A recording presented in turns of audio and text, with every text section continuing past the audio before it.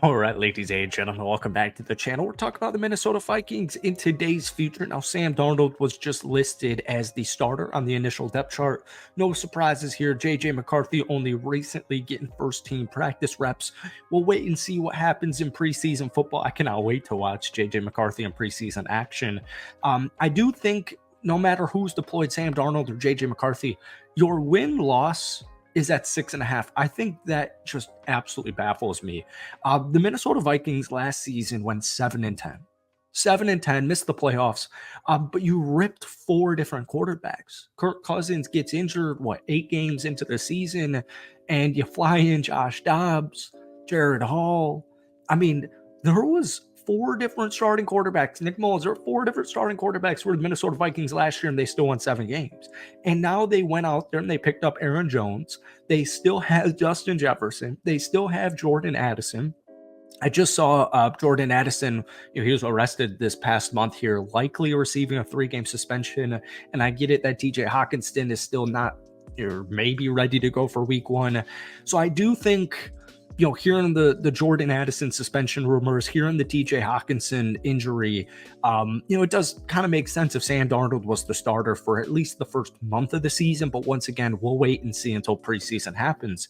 But the whole 6.5 wins, that makes absolutely zero sense to me, because I know they lost Kirk Cousins. I know they didn't want to necessarily lose Kirk Cousins. I know they lost Danielle Hunter. I know you guys lost some pieces defensively, but I think you went younger, cheaper, more athletic, more upside players. I really don't see the concerns. You have one of the best defensive coordinators in the league in Brian Flores. So we're talking about the Minnesota Vikings in today's video. But before we do, if you guys enjoy it, be sure to hit that like button, hit that sub button for daily NFL content. Even though I'm a cheesehead, I try and post as many Vikings videos as I possibly can. If we can try and get this one to 250 likes, folks, that would mean the absolute world to me. So I was reading a preseason power rankings article on The Athletic, and they had the Minnesota Vikings coming in here at 23. I do think that's a fair assessment because of the quarterback situation, but I cannot wait to talk about Sam Darnold and JJ McCarthy in just a second here. But let's get through the excerpt for what they wrote.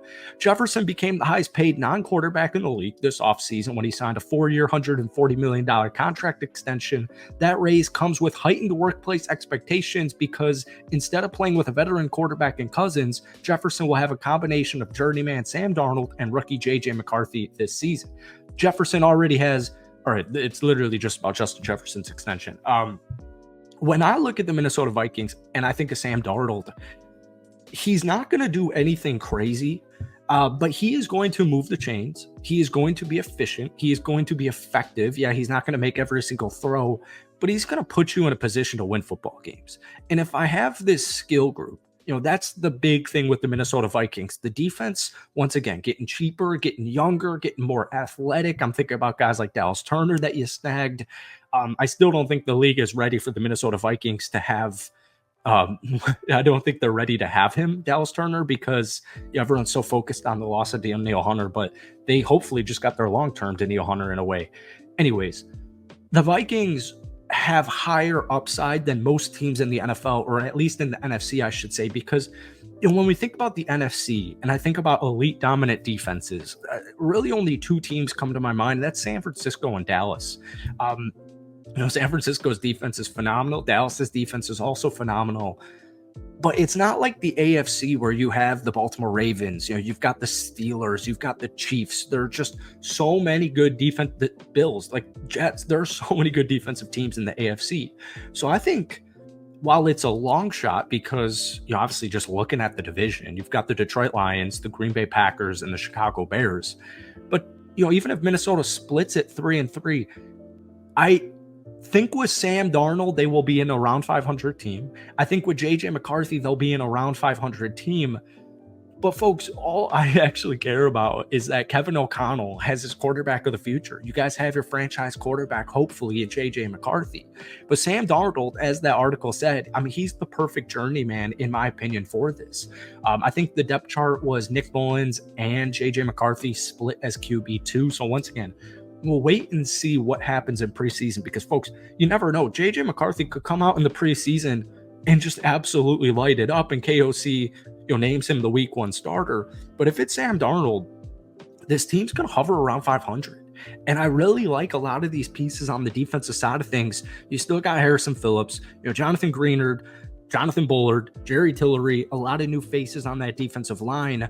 Dallas Turner, can't forget about Dallas Turner. You brought in Blake Cashman from Houston, Andrew Van Ginkel from Miami, who has Brian Flores connections. Everyone's concerned about the secondary. Everyone's concerned about the cornerback room. Obviously, Makai going down with a torn ACL really freaking sucks because the regular season hasn't even sniffed beginning. We're not even at preseason game number 1 yet.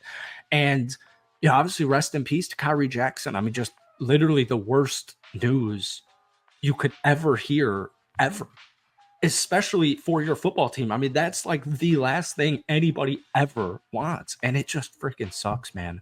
But you got Griffin, you got Shaq Griffin. He's projected slotted in as cornerback number 2. You got Byron Murphy Jr., who I think is very underrated.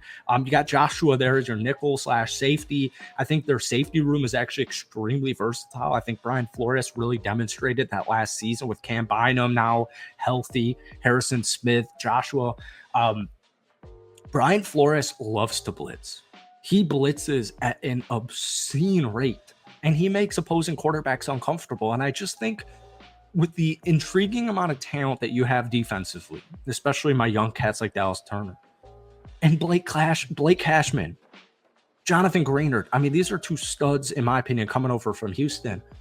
I don't think the defense will be bad at all. I don't know why the defense will be bad. Secondary, I want to go young, cheap, athletic. That's like literally the blueprint, in my opinion, now in the secondary for the NFL. You can't pay 2 cornerbacks, or you can, but not the smartest thing.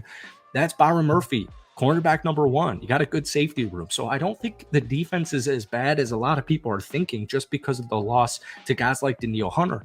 Ivan Pace Jr. entering his 2nd season. He had a really promising rookie year. I remember talking about him this time last year in training camp. He caught a lot of eyeballs early on. He's only going to get better. And you've got a solid offensive line. You've got a great freaking left tackle.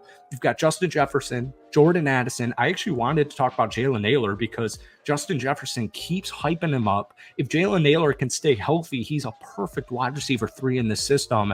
Then you bring in my man, Aaron freaking Jones. You still have Ty Chandler coming off a great, intriguing season. He's extremely young. Josh Oliver, TJ Hawkinson.